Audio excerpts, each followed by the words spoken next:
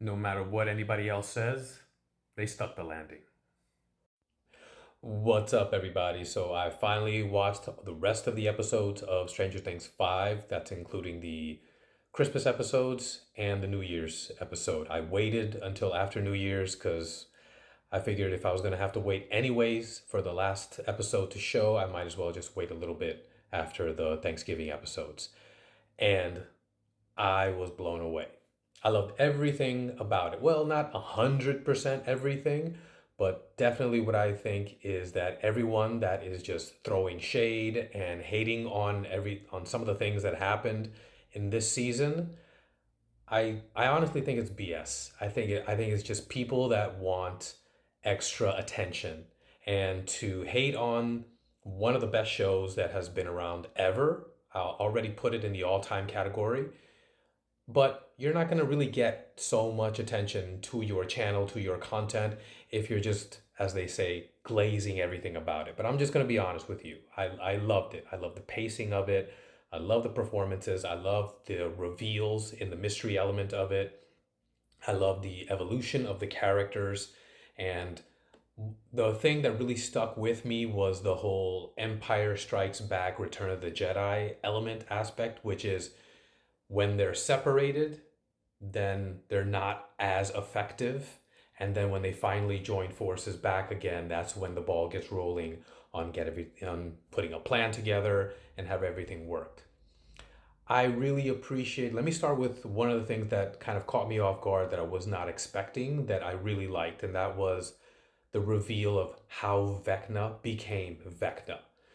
Going back to they explore Max and Holly are hiding out in this cave in Vecna's mind. And in that cave is the core memory that he does not want to revisit. He does not want to relive it and see it all over again. And then when you do, there's that great, um, basically kind of weird dialogue between Vecna or Henry and Will, and how even Will is kind of trying to appeal to Henry's humanity, whatever is still left of it. And even though Henry admits that his humanity is still there, he doubles down and says, "No, we are not separate. We are one. We will always be one." Um, so I thought that was really, really interesting. Instead of having a full blown last minute redemption for this character, it makes the ending of Vecna, the ending of Henry, that much more cathartic and satisfying. So I really appreciated that. I liked how Will really tried, even at the last minute. He's still like, as he says, Will the wise. And being wise knowing that there is still some good in people, regardless of what it is that they've done. And he's still, despite everything that Will has been through, he still tries to appeal to Henry's humanity. So I thought that was a nice little touch, even at the last minute.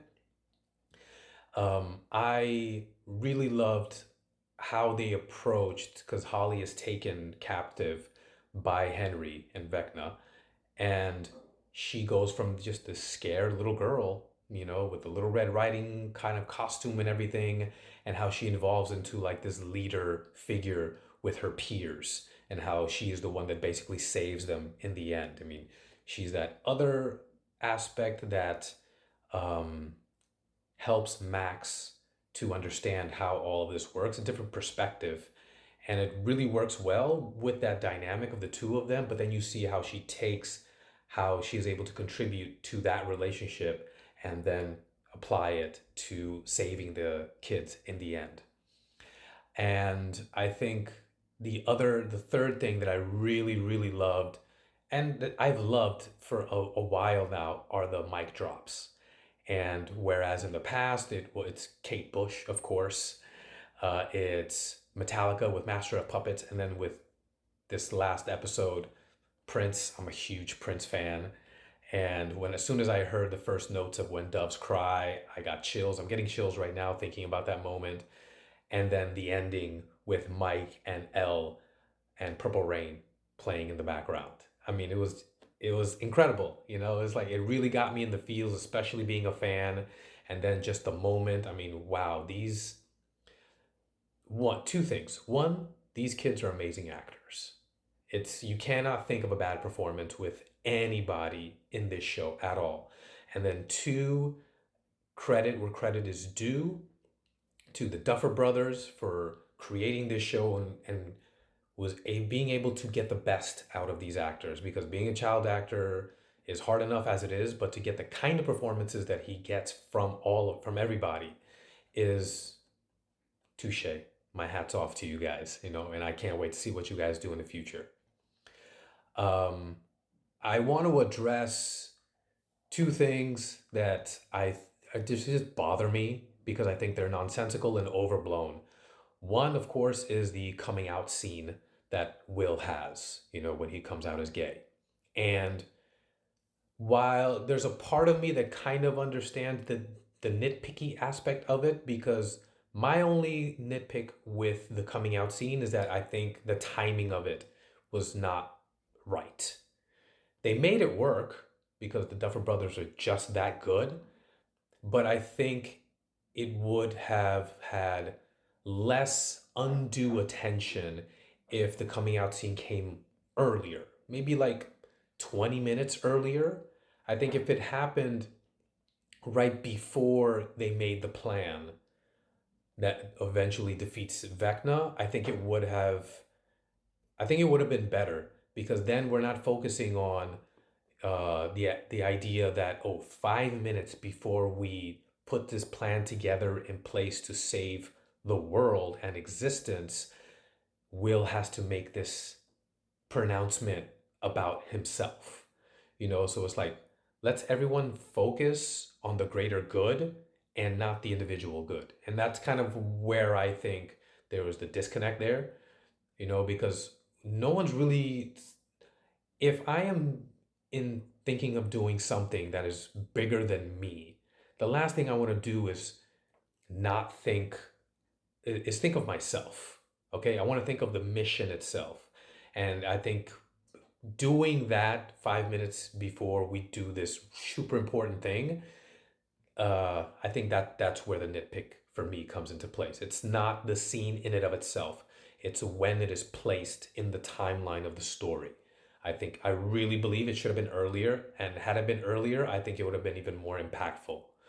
Because then you see, regardless of this, everyone has had time to kind of process it, and now we can all band together in a way that doesn't feel forced or rushed. And then the second thing is, I saw this one meme where, it's basically complaining about how, okay, the Vecna has ended after the first hour of the 2 hour finale, and then we still have another hour left. And I think that was actually really, really good, because then it gives everyone some time to get their bearings back, because this is a huge adventure that everyone has been through. I think giving the audience time with the characters to basically get back to reset and see how everything is going to progress forward. I think I really, it was kind of like, it reminded me of Lord of the Rings, because there are like just so many endings in Return of the King, but every ending is important and you need time to rest with all of the characters. And I think it's just an absolute perfect way to do it with the last D&D game, with everybody, as Mike is this great storyteller that he is, gives like a bit of a preview of what everyone else's story will end up becoming. I thought that was a nice little touch. Anyways, that's all I got for Stranger Things. It's been a hell of a journey, an incredible, incredible ending, and I can't wait to see what the future holds, not only for the Duffer Brothers, but also for the actors involved. Anyways, what about you guys? Let me know what you think in the comments below. Smash that like button, give me a follow, and I'll see you guys next time.